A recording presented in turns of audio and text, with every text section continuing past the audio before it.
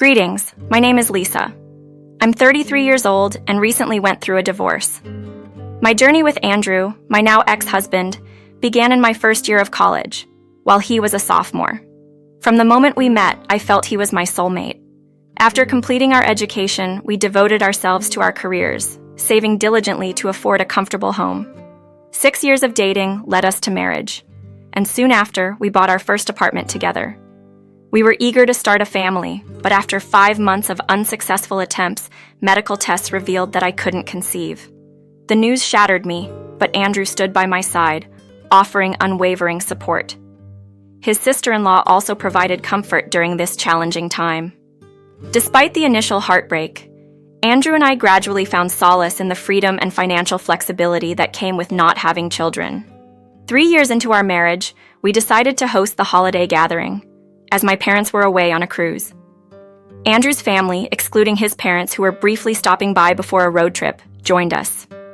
This included Andrew's brother Jacob, his wife Melissa, and their 4 children. Jacob and Melissa, already parents to 2, faced financial struggles, yet they had 2 more kids. I couldn't understand their decision, but kept my thoughts to myself. During the holidays, Jacob and Melissa approached us with a request. They hoped to turn our holiday gathering into a week-long staycation for their family, citing financial constraints that prevented them from affording a traditional vacation. They reassured us it would be a simple, budget-friendly way to give their kids a holiday experience. Given our apartment's setup with many fragile items and a lack of childproofing, I was hesitant about the idea, worried about the potential chaos and damage. Navigating through a week with Jacob and Melissa's kids in our home wasn't something I was looking forward to, especially with my extensive collection of unique and valuable items displayed throughout our living space. These items, which I cherished, were now at risk with the influx of energetic children.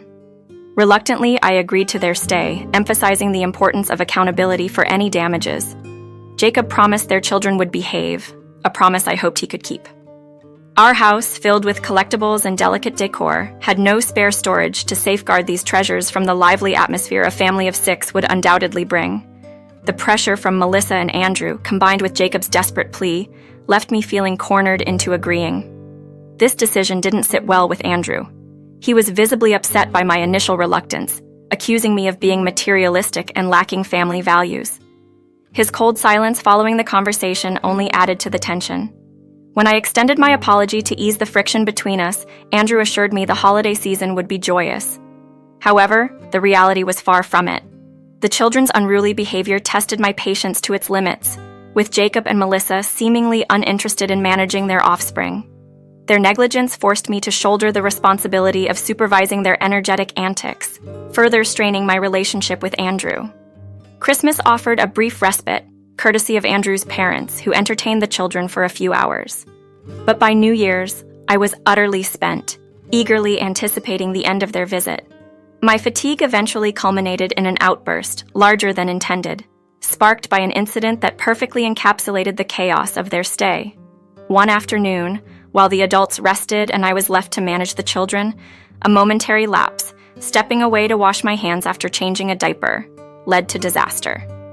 In just those few minutes, the other children seized the opportunity to explore, their curiosity drawing them to a showcase filled with my prized trinkets. The potential for damage was immense, a nightmare scenario I had feared from the start. This incident was a stark reminder of the challenges and pressures that came with balancing family obligations and personal boundaries. The incident escalated quickly from a quiet afternoon to a full-blown catastrophe. Our TV stand, which also showcased many of my treasured trinkets, became the center of chaos. In an attempt to play, the children threw the trinkets aside and, alarmingly, one of them started using one to strike the TV screen, causing noticeable damage. The noise brought me running, and the scene that unfolded was heartbreakingly chaotic. The commotion was enough to rouse everyone from their naps, and they were met with disarray and damaged possessions. My reaction was immediate and intense, fueled by frustration and disbelief at the extent of the damage. Despite attempts to downplay the situation, labeling it as minor mischief, I couldn't contain my anger. The situation spiraled as Melissa and I exchanged harsh words, culminating in a deeply hurtful comment about my infertility. This personal attack, especially considering its sensitive nature, left me devastated and resolved to demand their departure. Andrew's reaction, siding against me in the aftermath, didn't deter my resolve. I knew my stance was justified, especially since the care and discipline of the children had largely fallen to me during their visit. My New Year's was spent away from the chaos, finding solace with my friend Karen, who offered much-needed support. In the aftermath, Andrew and I reached an understanding, albeit a strained one. I insisted on compensation for the damages, a demand Andrew couldn't refute given the circumstances. Despite the significant cost of the damages, I chose to request only half from Jacob and Melissa, acknowledging their financial hardships. This incident left a permanent rift, particularly between Melissa and me, one that I was adamant would not heal. Months later, Andrew brought news of Jacob's significant job promotion, hinting at a potential improvement in their financial situation and an impending move to another state. While this development promised a fresh start for them, it also closed a tumultuous chapter in our lives, leaving lingering feelings of what could have been handled differently. The proposal that Jacob floated to us was unexpected and frankly unwelcome. He suggested that Melissa and their children temporarily move in with us while he transitioned to his new job in another state, a proposition that immediately set me on edge. Given our previous experience, I couldn't fathom why Melissa couldn't manage on her own, especially with Jacob's forthcoming increase in income. Surely they could consider hiring a nanny to assist with the children. Andrew's plea for compassion struck a nerve, especially after our last tumultuous experience hosting them. I stood firm, unwilling to open our home to such chaos again, arguing that it wasn't solely my responsibility to accommodate his family's needs. Andrew's accusation of me being heartless felt unfair, particularly in light of Melissa's insensitive remarks about my infertility. His suggestion to revisit the conversation later did little to quell my frustration. Andrew's insistence perplexed me, knowing my stance on the matter, yet he pushed, equating my reluctance to a lack of familial care. Despite my offer to financially support them in finding a nanny, or even assisting them ourselves on weekends, Andrew rejected these alternatives, seemingly fixated on housing them. The ensuing argument was intense and prolonged, with Andrew deploying every tactic from emotional manipulation to outright threats. My resolve, however, remained unshaken. This issue became a significant standoff between us, one I was prepared to firmly hold my ground on. After 2 weeks of relentless discussion and tension, Andrew's demeanor inexplicably shifted. He suddenly adopted a normalcy in his interactions with me, dropping the subject entirely. This abrupt change, while relieving the immediate pressure, aroused my suspicions. The cessation of his requests and the sudden distance he maintained sparked concern over what he might be planning silently. Compelled by a nagging suspicion that Andrew was keeping secrets, I couldn't resist the urge to investigate further once he had fallen asleep. Despite knowing it was an invasion of privacy, my intuition was too strong to ignore. My initial dive into his conversations with Jacob immediately unveiled a thank you message for aiding Melissa and her children, confirming my suspicions of hidden plans. Further exploration revealed discussions with Melissa herself, where Andrew had assured her of a place in our home. Specifically, my room was to be sacrificed as a lesson for my reluctance to assist. This betrayal hit hard. Our rooms were sanctuaries filled with personal treasures, and mine doubled as my office space. The thought of relinquishing my private haven was unthinkable. Despite an initial impulse to confront Andrew on the spot, I realized such an approach would only backfire on me. I decided to strategize calmly, knowing I had a fortnight to act before Melissa's scheduled arrival. The following day marked the start of my plan. I secured a storage unit for the furniture I had single-handedly selected and purchased for our apartment. After moving in, Andrew had expressed a desire to postpone any major purchases, despite our significant savings and the acquisition of our dream apartment. This left us living in a nearly empty space, save for the essentials and a few decorative items I had acquired on my own. Tired of the lack of initiative and Andrew's moodiness whenever the topic of furnishing our home arose, I took matters into my own hands. From the sofa to the bed frame, from bookshelves to mirrors, I financed the transformation of our living space, with Andrew contributing nothing financially. Now, faced with his deception and the impending invasion of my personal space, I was prepared to act, beginning with the removal of every piece of furniture I had invested in, ensuring that Andrew would face the full impact of his decisions. I made the decision to clear out our apartment of everything I had invested in, leaving behind only what Andrew had personally paid for, which wasn't much beyond his own room's contents. Feeling a mix of betrayal and determination, I reached out to my best friend Karen to discuss the possibility of staying with her for an extended period. The situation with Andrew had escalated.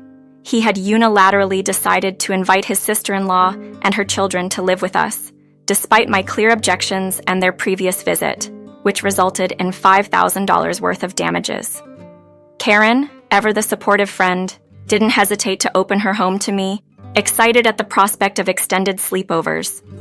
Her reaction bolstered my resolve to follow through with my plan, removing my belongings and the furniture I had purchased for our apartment and storing them safely away. This wasn't just about reclaiming my possessions, it was a statement of my independence and a step towards distancing myself from a marriage that had disregarded my feelings and well-being. The next 3 weeks were a blur of activity. Quietly, I began the process of moving my items out of the apartment, careful not to alert Andrew. I also initiated the divorce proceedings, a painful but necessary step towards rebuilding my life. My plan was to leave the apartment as bare as possible, a visual representation of the void left by the absence of respect and consideration in our relationship. As D-Day approached, my anxiety peaked, not just over executing my plan, but also about starting anew. The final act was to remove the large pieces of furniture, including our couches and bed frames, ensuring that when Melissa and her children arrived, the home would reflect the stark reality of Andrew's choices. The day arrived, and I took off from work to oversee the final removal of the furniture. As the movers did their job, I couldn't help but reflect on the journey that led to this moment. It was more than just leaving a physical space. It was about setting boundaries and demanding respect. Andrew lost in his decisions and failed to see the consequences until it was too late. As the movers carried away the last of my contributions to our shared life, I stepped into a future that was uncertain but finally my own. As I settled into my car, ready to head to Karen's place with my belongings, my phone rang. It was Andrew demanding that I clear out my room for Melissa and her kids, as if our previous discussions had never happened. He insisted this was my lesson for not wanting to help with his family. Little did he know, I was already stepping ahead, having removed not just my personal items but everything I had contributed to our home. My response mirrored his own words, marking a definitive end to our shared life. Leaving Andrew, the divorce papers on the kitchen island felt like the final act of a play that had been long in the making. This was where he would find them, a symbolic place representing the routine and life I was leaving behind. I anticipated his shock would come in stages, a thought that brought me a complex mix of satisfaction and sorrow. Arriving at Karen's, the warmth of her welcome contrasted sharply with the coldness of my departure from Andrew. We busied ourselves with setting up my new space, making it as cozy as possible under the circumstances. Despite our efforts to keep the mood light and focus on the future, my mind kept wandering back to Andrew, wondering when he would discover the full extent of my actions. When Andrew's calls finally came, I resisted at first, prolonging his moment of realization. But curiosity and a need to confront the situation head-on led me to answer. His reaction to the empty house was predictable, yet it underscored the finality of my decision. I had taken everything that was mine, leaving him to face the consequences of his choices. This was not just about physical possessions, but about reclaiming my autonomy and setting a boundary he could not ignore.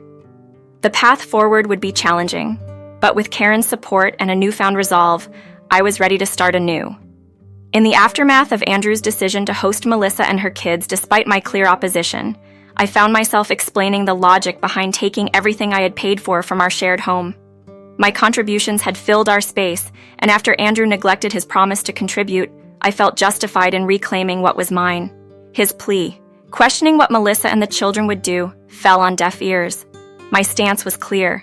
His actions had disrespected my boundaries, and I had warned him against inviting them over due to past damages they had caused. Andrew labeled me as cruel, yet it was he who had crossed the line, ignoring both my feelings and the chaos his sister-in-law and her children had previously brought into our lives. My offer to compromise, suggesting he could have stayed with them instead, was ignored, leading me to take decisive action. Amidst his attempts to downplay the situation, I remained firm, reminding him that everything I took was bought with my money and that the divorce papers awaited his signature. Following our conversation, Andrew's persistent calls became mere background noise as I chose to focus on the peace and support found in Karen's company. The weight of the situation lifted off my shoulders, leaving me confident in the face of potential legal battles, thanks to our prenuptial agreement and the clear ownership of the items I had removed. Melissa's frantic messages later revealed the immediate impact of my actions. They were forced to return to her home, a move that apparently disrupted their plans and upset the children. Andrew's situation, now relegated to sleeping on Melissa's couch due to the absence of a bed at our former home, was an ironic twist that Melissa believed I should regret. Yet, her accusations missed their mark, as her attempts to shift responsibility onto us had failed. Months have passed, and my life has seen considerable improvement. Living with Karen has been a wonderful experience, so much so that we're considering making our arrangement permanent. Through it all, I've learned the value of standing firm in one's decisions, and the peace that comes with removing oneself from toxic situations. Looking back, I see this chapter as a closed book, one that ended with me finding a happier, more fulfilling path.